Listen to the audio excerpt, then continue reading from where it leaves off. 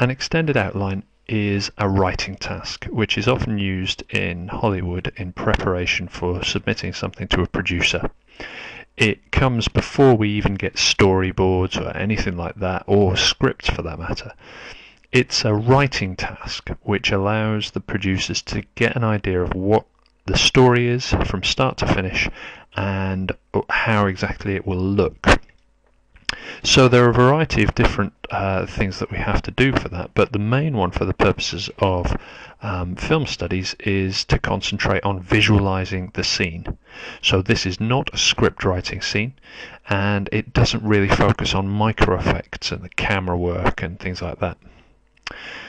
For the purposes of film studies, you do have to put some micro elements in because you have to show them that you're thinking about that. And we put them in down here on this form. However, usually in Hollywood, a step outline would not contain these things. So that gives you the idea of how important or not important it is.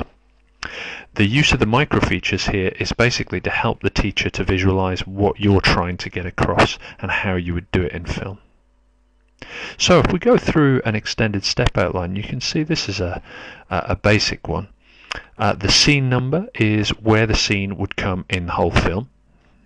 Usually it's quite difficult because in film studies we only have to do part of one, and therefore you wouldn't really know how many scenes had come before it or after it, but we would put a scene number in. The page number is what page of the script it is. So arbitrarily I'm going to call this scene 13, page 42. The slug line. The slug line has 4 possibilities, and you have to combine them basically. It tells you when you are and where you are in this particular scene. Your options are either int for interior, ext for exterior, day or night. And you would choose 2 of those. So for instance, I might do interior Pete's flat, and I might say that it's during the day.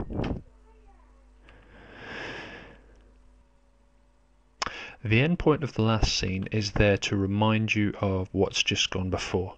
It gives you an idea of where this positions itself in the story, where the scene goes in the story, and just reminds you of the sorts of things that you have to build on, that you can't just let a storyline sort of hang there and move on to something completely different unless you've got a very good reason.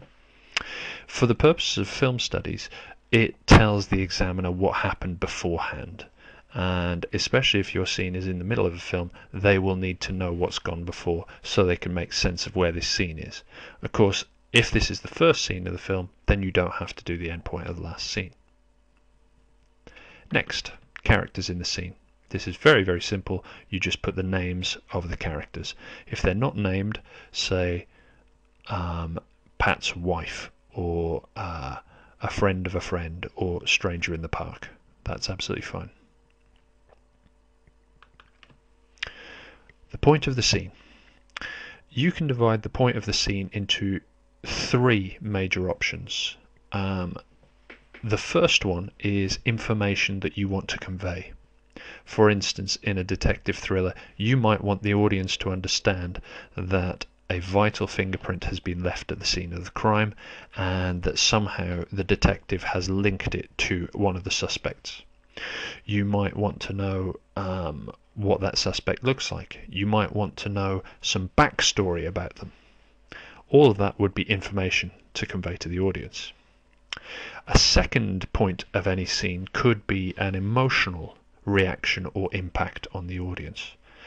As an example, this could be a scene where you are trying to prepare for the next scene, for instance, by raising the tension and raising the stakes and getting your hero, for instance, to look really, really good by having a conflict with somebody else so that we as an audience sympathize with him or we feel sorry for him. Final point of any scene is usually to do with the narrative, and it's to do with either raising questions or answering questions that have been raised elsewhere in the narrative. So for instance, if earlier on in the film we were trying to work out who was the mysterious man who left the black glove at the scene of the crime, a point of the scene might be to answer that particular question. Say, so it was him, the Pink Panther, or whatever it is. Similarly, you might want to leave the audience thinking of a question and therefore trying to predict what's going to go on later on in the film. For instance, by having a detective discover a black glove at the scene of the crime, automatically certain questions are raised, like whose is it? Why was it left there? And that's the sort of thing that engages the audience on an intellectual level. So 3 points to the scene: information, provoking an emotional reaction, and raising or answering questions. Conflict is integral to most drama. Remember that conflict can be between two people, two characters, or it can be internal. So for instance, you could have somebody, a protagonist like a detective, who is busy considering whether it's moral for him to bribe somebody to get vital information or not. And the conflict there would be internal. He would be wondering, should I do this bad thing in order to achieve a good end, or should I stick to my morals and play it by the book? That would be an internal conflict. And that should be briefly outlined in this section. The key microelements are the areas that you are going to prioritize, I think is the word, in terms of conveying meaning to the audience in that scene. So what I've got here just below is the scene description. It's very important that this is not dialogue, so there should be absolutely no reference to speech or anything like that, and that we have some idea of the micro features. But other than that, remember what I said, this is a visualization of the story. So let's give you a very, very brief idea of the start of this and see how we could treat it using different microelements. Console lights flicker, illuminating crews from below with coloured lights. We're on a spaceship here, by the way. He looks across to the shadowed leather captain's chair where Fisher sits crouched forward. A nearby sun flares. The sun shields descend with a worn mechanical sound. Fisher leaps and crouches to see Canton as the shield descends. Bulkhead doors clang as Hunt and Rodriguez enter. Rodriguez, sweat-covered and dishevelled, looks to Cruz. We'll leave it at that for the moment. To give you an idea, I could say to myself, right, the most important microelement here is going to be sound. That means two things. First, in this section here, I'm going to spend about 50 words just outlining how sound is going to be used to create the point of the scene. Okay, so it could be through dialogue, but if I'm wanting to create tension, then it could be mostly diegetic sound, dialogue, but accompanied by a lot of periods of silence that build up the tension. Towards the end of the scene, I might then put in some sort of musical score that's very long, drawn out, and just gets the audience on the edge of their seats. So there would be a variety of techniques which I would write in this box. What I would then do is concentrate while I've written my scene over here in the scene description. I would then think to highlight the ones which are to do with sound and put it in brackets. So console lights flicker, illuminating crews from below with coloured lights. Nothing to do with sound, really. He looks across to the shadowed leather captain's chair where Fisher sits crouched forward. Now, I could write something in here to the effect that the deck is silent.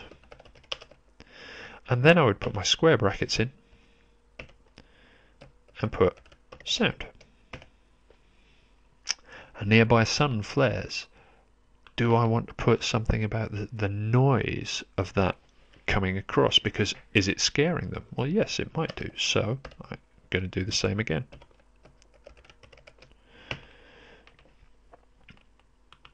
The sun shields descend with a worn mechanical sound. Again, that's a diegetic sound that I want to make clear. So I would put that in. Fisher leaps and crouches to see Canton as the shields descend. Again, nothing much to do with sound. But you can see that I've concentrated here almost entirely on the sound. However, if I was to change this microelements to think more about the mise en scène, then I would need to do something completely different. I might want to do camera work instead. I might say that the editing is the most important thing, or, for instance, the performance. I'm going to choose mise en scène in particular here. What I'm going to try and do for the point of the scene is to establish an eerie atmosphere which puts the audience on edge. So if I'm using mise en scène on that, I might think about the lighting. I might also think about the mood that I create through that lighting. I might think about the props. Now this isn't my final thing. Remember, this is 50 odd words to explain how this works. So for instance, I might say that the props are look like they're in the middle of a spaceship, but actually they look like they're quite shabby and they don't work particularly well. And that gives you the idea that it's a bit run down, that they're down on their luck. In terms of the lighting, I might have lots of blues, technological colours.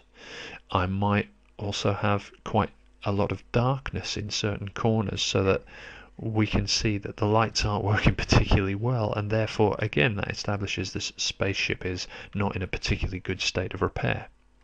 So again, I would come down here to my scene description, which I've already done, and I would think, right, what's my main areas that I want to highlight? Console lights flicker, illuminating crews from below with coloured lights. Well, that's definitely one. I'm going to put lighting. I could go on to, he looks across to the shadowed leather captain's chair where Fisher sits crouched forward. Again, I could be talking about lighting here. Let's just cut and paste that.